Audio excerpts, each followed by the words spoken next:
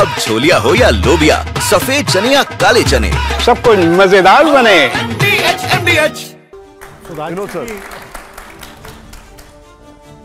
अच्छा लग रहा है आपसे बात करके लंबे समय के बाद। आप सारी रिहर्सल करके आए हैं। रिहर्सल? तो मुझे क्या बोलना है? साफ जाहिर है धारा प्रवाह बोल रहे हैं आप, लेकिन मैं आपकी धारा को रोकना चाहता हूं थोड़ा, और आपको याद दिलाना चाहता हूं कि अमेरिका आपका स्ट्रेटेजिक पार्टनर है और आप वहां के राष्ट्रपति के बारे में थोड़ा संभल के बोलें। और जो आपका जो बयान है, जब इसकी विवेचना फॉरेन ऑफिस में होगी तो कोई अच्छी विवेचना नहीं होगी। पर let's come to the question. सवाल ये है सुधांशु जी कि ये सब विवाद क्यों है?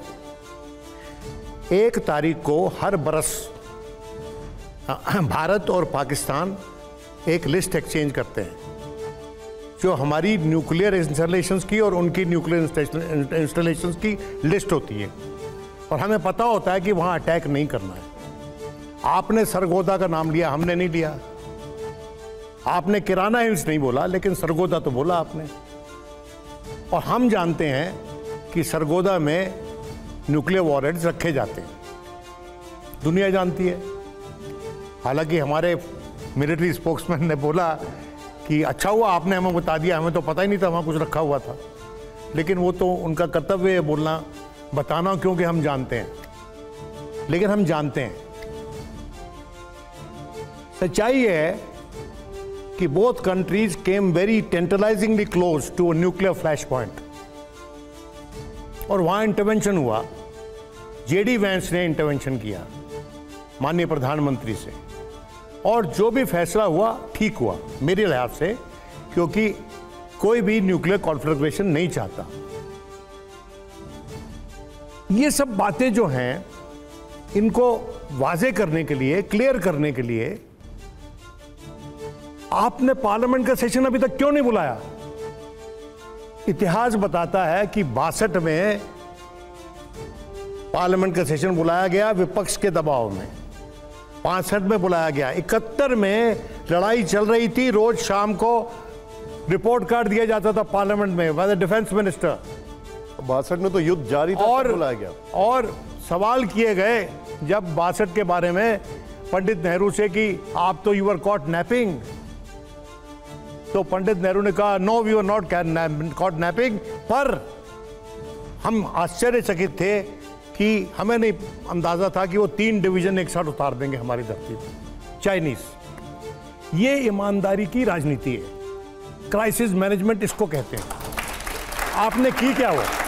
ओके, आपका सही लोकतंत्र में जब आप मुझसे बताएंगे नहीं तो मैं कैसे इन्फॉर्म्ड क्रिटिसिज्म करूंगा आपका? ठीक है, आपके दो सवाल है। वैसे विनोद जी, कोई आवश्यकता नहीं थी व्यक्तिगत कहने की, मुझे कोई रिहर्सल करने की जरूरत नहीं। मैं मजाक कर रहा था। तो रोज 3-4 घंटा रिहर्सल होता है। Very good, you know, I know you are good. 3-4 घंटे होता है। अरे अब रही बात इसकी, मैं ये कहना चाहता हूं, आप जैसे वरिष्ठ पत्रकार से ये नहीं कहना चाहिए स्पेशल सेशन बुलाए। नवंबर दिसंबर में हमेशा भारत का शीतकालीन सत्र चल रहा होता है। 62 भी नवंबर था, उस समय सेशन चल रहा था, और 71 भी दिसंबर था, कोई स्पेशल सेशन नहीं बुलाया गया। अब दूसरी बात, एक सर सुन लीजिए, फिर अब दूसरी बात जो आपने कहा, ईमानदारी तो गजब की है। मतलब ये कह रहे हैं कि हमें अंदाजा नहीं था कि 3 डिवीजन उतार देगा। ये ईमानदारी है या लापरवाही है? और दूसरी बात, सिर्फ पहली बात नहीं, फरवरी 1958 में चाइना ने सड़क बना ली। ये रिपोर्ट है, फॉरेन सेक्रेटरी ने रिपोर्ट किया फरवरी 1958 में कि लद्दाख से लेह में सड़क बना। ये सर 62 से 4 साल पहले की बात है। और उसके बाद क्या कहते हैं नेहरू जी, फर्स्ट इसको वेरीफाई किया जाए, उसके बाद जब पता हो जाता है कि है तो कहते हैं हम इसको पर्सनली डील करेंगे। उसके बाद 59 में तिब्बत पूरी तरह कब्जे में आ जाता है।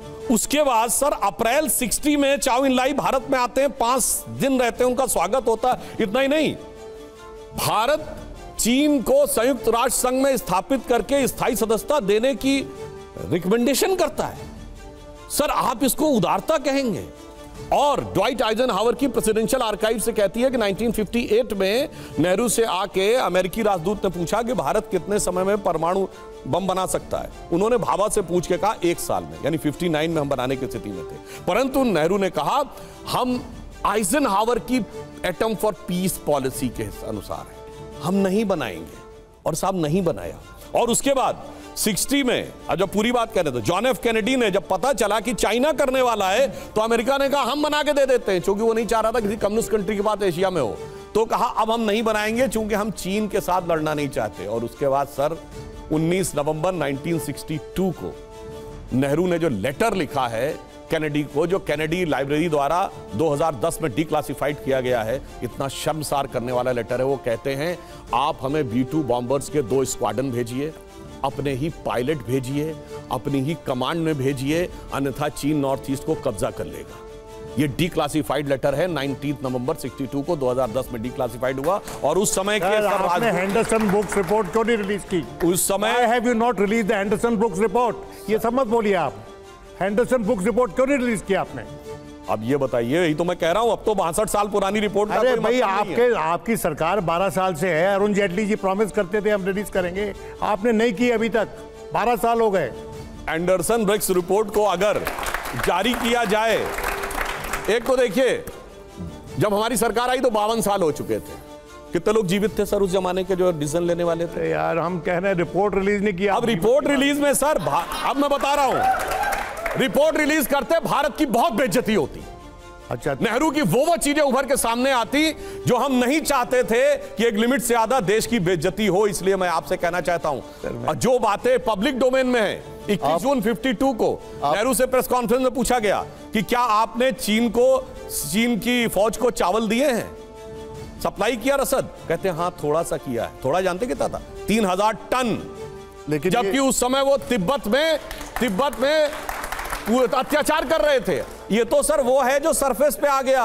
इसलिए आप लोग जैसे वरिष्ठ पत्रकारों को ये ध्यान रखना चाहिए। तिब्बत पे सुज़रेनिटी चाइना की किसने मानी? सर मैं आ रहा हूं। अटल जी ने मानी? नहीं सर, अटल जी ने मानी। 1949 सुनिए सर, 1949 नवंबर में ये लेटर लिखा गया भारत के विदेश विभाग की तरफ से, चैलेंज करके पूछ रहा हूं। के एम पाणिक्कर उस समय वहां पर राजदूत थे। उन्होंने लिखा India accept Chinese sovereignty over Tibet. और ये पार्लियामेंट में प्रश्न उठा।